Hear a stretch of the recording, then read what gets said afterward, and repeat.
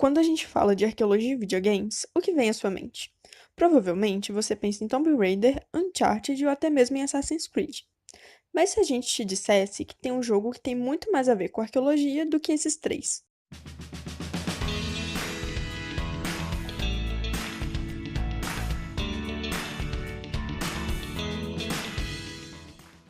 Dos muitos jeitos que os videogames tratam a arqueologia, nós enxergamos e escolhemos três deles para comentar.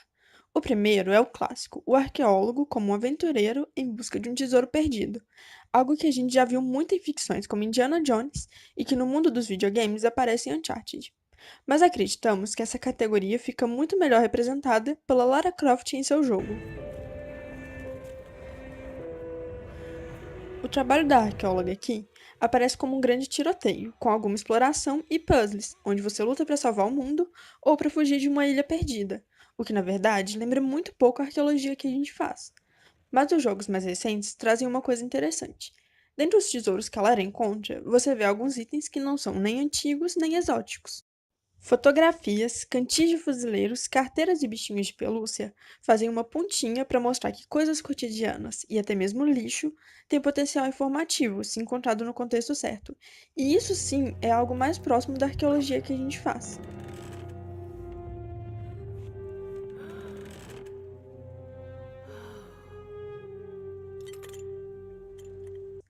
A segunda forma de usar arqueologia nos jogos, que a gente escolheu para falar, vem de Assassin's Creed. E aí você deve estar se perguntando: é por causa do jogo novo que se passa no Egito, né? Não.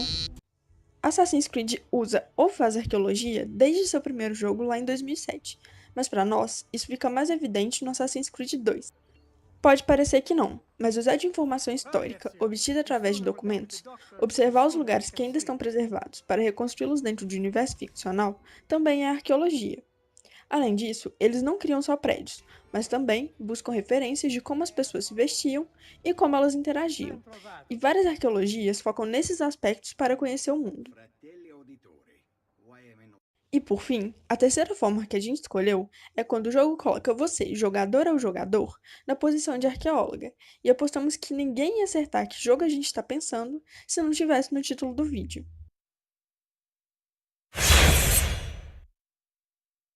Dark Souls é um hack slash RPG lançado em 2011, que exige bastante das jogadoras e jogadores. O jogo em si é desafiador, tanto que seu slogan é Prepare to Die, ou Prepare-se para morrer. Mas essa exigência não é só porque o combate do jogo é difícil, mas para entender a história também.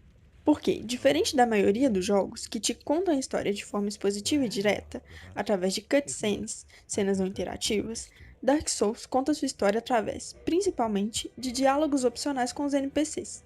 E também através de descrições dos itens, deixando propositalmente muitas perguntas sem respostas e espaços vazios para serem interpretados e imaginados.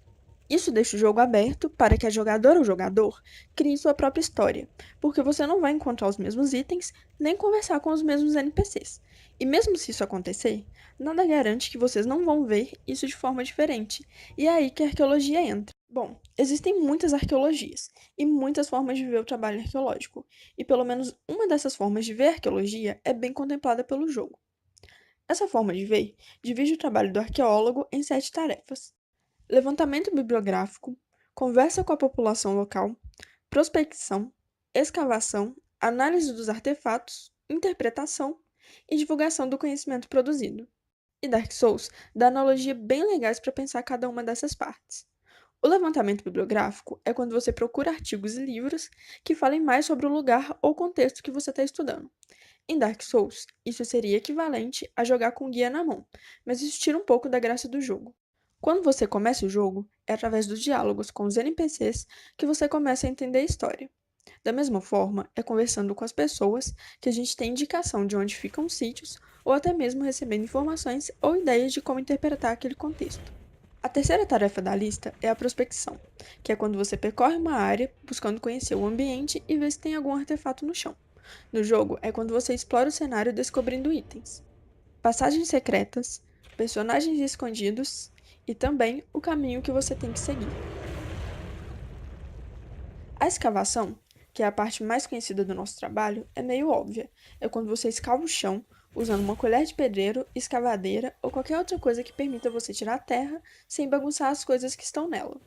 No jogo, você tem um combate contra os inimigos, que podem ou não dropar ou deixar cair itens, da mesma forma como você pode escavar e não encontrar nada.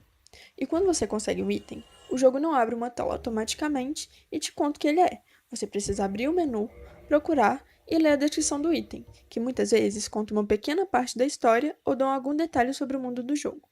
Tanto essa tarefa de ter que ir atrás da informação, quanto as descrições vagas, que só fazem sentido quando você junta com as descrições de vários outros itens, parecem muito a parte de análise dos artefatos, onde cada pecinha te leva só um pedacinho da história daquele lugar ou daquelas pessoas, e você precisa juntar vários desses pedacinhos de história para entender o contexto.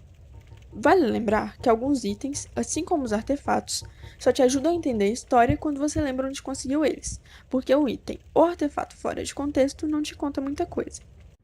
Já a interpretação acontece a todo momento, desde a hora em que você pega o guia ou começa o jogo às cegas, ou desde o momento que você começa a estudar arqueologia, no seu primeiro ano de faculdade, até o momento em que, bem, você morre. Ela está em todas as etapas, porque nós não vemos o mundo à nossa volta e sim interpretamos ele. A parte da divulgação é quando você conta o conhecimento que você construiu para outras pessoas, sejam elas outros arqueólogos em congressos, sua mãe, seu namorado ou seu melhor amigo. Em Dark Souls é quando você posta sua teoria em algum fórum ou discute por horas com seu melhor amigo quem é o filho perdido do Gwyn. E a parte mais legal é que, da mesma forma que na arqueologia, você não faz cada uma dessas coisas separadas. Você faz elas o tempo todo e ao mesmo tempo. Você anda, luta, encontra itens, enquanto conversa com uma amiga ou amigo pelo Discord ou Skype. E você também não faz isso tudo sozinho, porque no jogo você pode invocar aliados e experienciar o jogo em grupo. Da mesma forma, ninguém escava ou faz prospecção sozinho. Arqueologia é essencialmente um trabalho em grupo. E é pela liberdade de interpretar, de criar sua própria história, baseada na sua experiência com o jogo, com os itens que você encontra, que Dark Souls é tão próximo da arqueologia. Isso tudo faz com que não seja você personagem ou arqueólogo, e sim você jogador ou jogador, porque quando você joga Dark Souls, sem querer você está fazendo arqueologia.